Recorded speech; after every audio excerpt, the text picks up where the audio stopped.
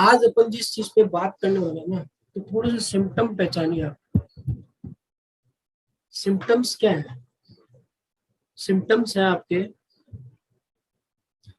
कि आपके थकान रहती है। थकान की वजह से बहुत से कारण है, लेकिन ये 4 या 5 सिम्टम्स को मैं मिला रहा हूँ तो समझना उस चीज को। आपके थकान रहती है, या आपके डिप्रेशन जैसा रहता है, यानी आपकी जो मतलब ब्रेन फॉग टाइप रहता हो, आप समझ नहीं पा रहे हो, आपके छोटी सी बात पे आप एग्रेसिव हो जाते हो, डिप्रेस हो जाते हो, है ना, इस तरह से। और चीजें भूल रहे हो, कोई चीज रख के भूल जाते हो, जैसे आपने रखा, कभी कभार भूल जाते हो, या आप ध्यान नहीं देते हो कि क्यों है क्या है, तो वो ज्यादा टाइम के लिए भी हो सकता है। और सांस लेने में भी दिक्कत होती है, ब्रीदिंग में प्रॉब्लम होती है, जैसे आप ऐसे ब्रीदिंग के अंदर प्रॉब्लम के भी कई कारण हैं, जैसे थायराइड भी हो सकता है, और आपके फैट्स भी बहुत ज्यादा हो सकते हैं, न्यूट्रिशन की कमी भी हो सकती है,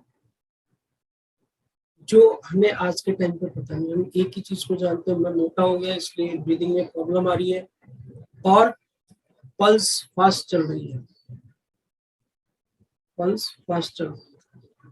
और एक डिजीज है जिसका आपने छोटी क्लासेस में पढ़ा होगा, बेरी बेरी। उसमें क्या होता है आदमी की, उसके लिए आप पूछोगे उससे, उसमें पढ़ा था आपने कि माल न्यूट्रिशन यानी न्यूट्रिशन की कमी होती है, तो पर्सन की बॉडी एकदम वीक हो जाती है, सूख जाती है, और फंक्शंस बंद हो जाते हैं बॉडी के, ऑर्गन्स धीरे धीरे काम करना बंद कर देते हैं, और जो नर्वस सिस्टम है वो भी स्लो पड़ जाता है।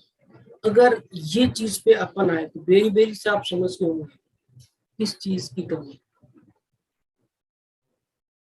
Most important, nutrition, vitamin B 1, vitamin B 1, जिसको हम कहते हैं थायमीन।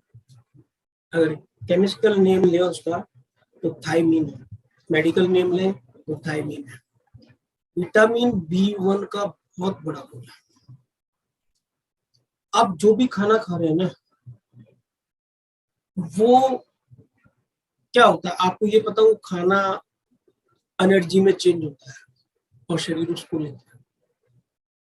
तो ये कार्ब्स को एनर्जी में चेंज करने का जो फंक्शन करता है वो थायमीन करता है। अगर आपकी बॉडी में थायमीन की कमी है तो आपके कार्ब्स क्या होगा, प्रॉपरली एनर्जी में कन्वर्ट नहीं होंगे, फिर आपको बहुत सी प्रॉब्लम है। तो फर्स्ट काम तो देखिए, मेन तो यही है, जो हम खा रहे हैं उसको एनर्जी में कन्वर्ट करने में हेल्प करता है विटामिन बी 1। ठीक है। सेकंड, जो ग्लूकोज है, खाना जो है वो किस में कन्वर्ट होता है, जो भी कार्ब्स आप खा रहे हो किस में कन्वर्ट होते हैं, ग्लूकोज में। उस ग्लूकोज को मेटाबोलाइज करने में भी आपका थायमीन यानी विटामिन बी 1 का रोल है। अगर आप पूछोगे सर इसके मेन फंक्शंस क्या, तो थोड़ा सा मैंने डिस्क्राइब किया था आपको। हमारा जितना भी नर्वस सिस्टम है, यानी हमारी बॉडी की जितनी भी वायरिंग है, उसका फंक्शन अच्छे से काम करे, उसके लिए हमारे हार्ट का यानी कार्डियोवास्कुलर सिस्टम अच्छे से काम करे, उसके अंदर हेल्पफुल है। और हमारा ब्रेन का फंक्शन प्रॉपर हो, उसके लिए भी है, और मसल्स के फंक्शंस के लिए भी इम्पोर्टेंट है। तो देखिए ऐसे ये इतना इम्पोर्टेंट है कि वाटर सॉल्युबल है, ये वाटर सॉल्युबल है। अब हमको क्या है, ये चीज पता लग गई, चलो ये तो हमें कितना चाहिए। मेल के अंदर 1.3 ग्राम, 1.3 मिलीग्राम, वन उतना ही चाहिए। और देखो इतना सा छोटी, बहुत छोटी क्वांटिटी होगी, अगर वो भी डेफिसिट हो जाती तो आपकी बॉडी में कितनी प्रॉब्लम हो जाती। सबसे पहले नर्वस सिस्टम प्रॉब्लम होता है, फिर सब कुछ नर्वस सिस्टम से सब कुछ जुड़ा हुआ है, यानी वायरिंग की जब गड़बड़ होगी तो घर में लाइट भी प्रॉपर नहीं आएगी, वो फॉल्ट, कभी शॉर्ट सर्किट होगा, इस तरीके से। तो बॉडी में भी शॉर्ट सर्किट होने लगता है। और फीमेल के केस में 1। हाँ, अगर फीमेल प्रेग्नेंट है या लैक्टो है, मतलब बच्चों को दूध पिला रही है, तो 2 मिलीग्राम। और जो अपने बच्चे हैं उनके लिए 1.1 मिलीग्राम। तो ये इसकी क्वांटिटी है। ये अगर थोड़ा ज्यादा भी हो जाता तो कोई दिक्कत नहीं है, इतना तो हमको मिनिमम रिक्वायरमेंट है। तो आपने देखा ऐसे सिम्टम्स आते हैं तो हमें क्या चीज की, ये सब चीज आप टेस्ट करा सकते हो, वहां आपको सारे मिल जाएंगे। जैसे मैंने बताया फंक्शन में आपको क्या क्या बताया, एक बार वापस से देख लीजिए। कार्ब्स को एनर्जी में चेंज करता है, उसमें हेल्प करता है, यानी हमारी बॉडी में एनर्जी प्रोडक्शन में हेल्प करता है। एक हमारे न्यूरोट्रांसमीटर होता है, एक एंजाइम होता है, एक केमिकल बनता है हमारे ब्रेन में, बॉडी में, जो न्यूरोट्रांसमीटर की तरह काम करता है, जिसको हम एसिटिलचोलिन कहते हैं। उसके उत्पादन में भी थायमिन का रोल है, जिससे हमारा न्यूरो सिस्टम अच्छे से काम करे। ट्रांसमीटर मतलब समझ लीजिए जैसे रेडियो की फ्रीक्वेंसी होती है। मैं आज यहाँ बोल रहा हूँ, आपके पास सुन रहा, तो ये किससे हो रहा है? ट्रांसमिशन से हो रहा है। वैसे हमारी बॉडी में ट्रांसमिशन के लिए मीडियम चाहिए, उसके प्रोडक्शन। हमारी नॉर्मल ग्रोथ के लिए, और ये कोएंजाइम की तरह काम करता है। अब ये तो सब चीज हो गई। फिर क्या होता है, बहुत से लोग अच्छी डाइट भी ले रहे हैं पर पता नहीं है थायमिन है या नहीं, इसमें जा रहे हैं या ले भी रहे हैं। तो क्या कॉजेज हो गए ऐसे जिसकी वजह से आज डेफिशिएंसी हो गई? तो सबसे बड़ा कारण तो ये है कि हम अपने डाइट में ले ही नहीं है।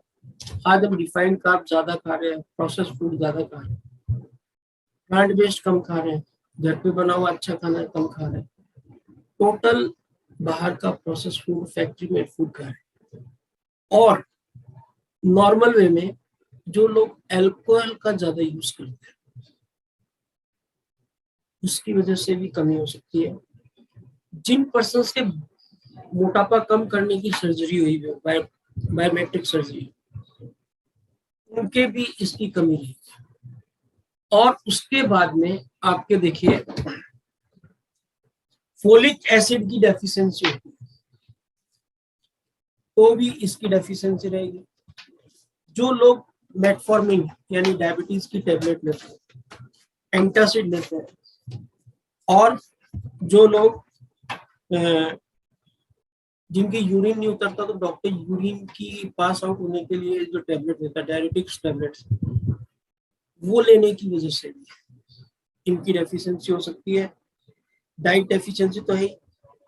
जिनके कीमोथेरेपिक ट्रीटमेंट चल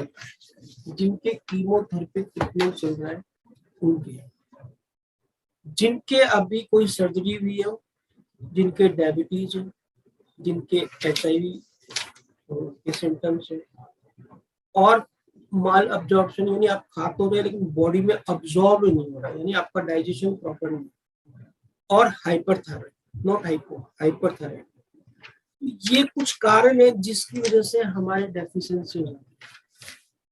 तो मेन किस पे डिपेंड हुआ है कि कुछ मेडिसिन है जिसका साइड इफेक्ट है, कुछ हम अपनी लाइफस्टाइल ऐसी कर रखी है कि जिसकी वजह से स्मोकिंग, अल्कोहल, है ना, और प्रोसेस फूड ज्यादा खाना, मार्केट में बाहर का ज्यादा खाना, रिफाइंड ऑयल ज्यादा खाना, इसी। अब क्या हुआ कि आपको पता लग गया, तो अब आपको पता है इसके बेनिफिट। जब तक आप कोई चीज नहीं करोगे तब तक आपको उसका बेनिफिट नहीं पता लगेगा। अगर मैं आज आपको बेनिफिट नहीं बताऊंगा तो आप इसको कहो ठीक है हमने देख लिया। बेनिफिट्स क्या है? सबसे पहला हमारा एक मेन फंक्शन है मेटाबॉलिज्म, यानी हम जो भी इनटेक कर रहे हैं, अगर उसकी डाइजेशन प्रॉपर नहीं, उसका मेटाबॉलाइज प्रॉपर नहीं है, सब चीज बेकार है। तो मेटाबॉलाइज में, हेल्दी मेटाबॉलिज्म के अंदर थायमिन का बहुत, यानी मैंने आपको बताया था कार्ब एनर्जी में जब भी अच्छे से कन्वर्ट होगा जब हेल्दी मेटाबॉलिज्म। नर्व सिस्टम की हेल्थ को, यानी पूरी बॉडी की वायरिंग अच्छी होनी चाहिए, हर जगह सिग्नल जाना चाहिए। इसके लिए क्या करना चाहिए? एक्सरसाइज करनी चाहिए, ब्रीदिंग वाली। हमारी ऑक्सीजन पूरी बॉडी में एक एक पार्ट तक पहुंचनी चाहिए, उसके लिए अनुलोम विलोम, मेडिटेशन और कार्डियो। नेक्स्ट, ये हमारी हार्ट को, जैसे मैंने पहले बताया था, हार्ट को हेल्दी बनाता है, हार्ट को हेल्दी बनाता है। ये हमारे ब्रेन के फंक्शन के लिए जरूरी है, हमारी इम्यूनिटी को बूस्ट करता है, हमारे स्ट्रेस को कम करता है। यानी अगर थायमीन की कमी है और आपके स्ट्रेस ज्यादा है तो वो बढ़ेगा ही। अगर आपके थायमीन है यानी B1 प्रॉपर है तो आपका स्ट्रेस उसको फेस कर जाएगा। विटामिन होते हैं, कुछ विटामिन जब भी हमारी बॉडी में अब्सॉर्ब होते हैं अगर थायमीन की अंदर प्रॉपर, तो ये कुछ बेनिफिट्स है। तो अब सोर्सेज क्या है? देखो नॉन वेज में भी सोर्सेज है उसके, बट मैं वो बताता नहीं, I don't support the non veg, क्योंकि जब भगवान ने हमको इतनी अच्छी अच्छी चीजें दी है, तो जितने भी हमारे नट्स एंड सीड्स हैं, सोर्सेज में मैं बता रहा हूँ, प्लांट बेस्ड सोर्सेज बता रहा हूँ, जितने भी हमारे नट्स एंड सीड है, फ्लैक्स सीड्स, चिया सीड्स, सीसम सीड्स यानी तिल, है ना, वॉलनट, कैश्यू, पिस्ता, कितनी अच्छी अच्छी चीजें, कितने अच्छे टेस्ट इनके, सनफ्लावर सीड, है ना, और आपका ब्राजील नट्स। तो ब्राजील नट्स तो मान लो इंडिया में मिलता नहीं और कॉस्टली भी होता है, बट हमारे जो आसपास मिलते हैं वो देखिए, तिल के बीज यानी तिल कितना हेल्दी है, फ्लैक्स सीड, चिया सीड्स, जो कल भी मैंने आपको बताया था, फ्लैक्स सीड, चिया सीड्स और ये तिल, ये तो आपको दिन में 1-2 चम्मच लेनी चाहिए, चाहे किसी भी बहाने से लेना। तो ये आपके सीड्स यानी प्लांट बेस्ड सीड्स के ऊपर। अगर अपन बात करते हैं कि जितनी भी ग्रीन लीफी वेजिटेबल्स, वो बनाना, एप्पल, ये फ्रूट्स है। और अब अपन बात करते हैं कि अपन जो आटा खाते हैं यानी रोटी खाते हैं जिसकी, उसमें क्या है? ओट्स, ओट्स में होता है, लेकिन अनफ्लेवर्ड ओट्स होना चाहिए, बाजरे का आटा, रागी का आटा, ब्राउन राइस का आटा, सूजी। आप देखते हो सूजी, सूजी के मतलब अपन कहते हैं ना मैदा की बजाय सूजी ज्यादा अच्छी है, तो सूजी हो गई, राई का आटा हो गया, ये सब। अब क्यों नॉन वेज की तरफ जाते हैं? इनसे पूरी कितना चाहिए? 1.3 मिलीग्राम, 1.3 मिलीग्राम आराम से हमारे पास जो सोर्सेज अवेलेबल है उससे हो सकता है। अब आपको बताता हूँ, अगर आपका डाइजेशन अच्छा नहीं होता तो आप चाहे कितना ही थायमीन रिच फूड खाइए, आपको वो काम नहीं करेगा, क्योंकि अब्जॉर्प्शन ही नहीं होगा। इसलिए डाइजेशन अच्छा रखने के लिए भी थायमीन की जरूरत है। नर्वस सिस्टम अच्छा होगा तो भी। बस इस तरह से आप अपने आप को अलर्ट कीजिए और फूड को ही एज ए मेडिसिन यूज कीजिए, ना कि मेडिसिन को फूड बनाने की कोशिश कीजिए। अगर आप अपने आप की लाइफस्टाइल चेंज करेंगे, आप अपने आप का डाइट सिस्टम चेंज करेंगे, आप अपनी सोच को चेंज करेंगे, थॉट्स को चेंज करेंगे, तो आपको जरूर फूड है वही मेडिसिन की तरह काम। तो ग्रेट, टेक केयर। आज की ये नॉलेज है, खूब फ्रूट्स खाइए, खूब वेजिटेबल्स खाइए, खूब सीड्स खाइए, बट एक्सेस में नहीं, जितनी रिक्वायरमेंट है। पूरे दिन में जो नट्स है, सीड्स है, वो एक मुट्ठी से ज्यादा नहीं होनी चाहिए। तो फिर वो क्या करता है कि डाइजेशन में कई लोगों में प्रॉब्लम आ जाती है, कॉन्स्टिपेशन टाइप हो सकता है, ब्लोटिंग हो सकती है।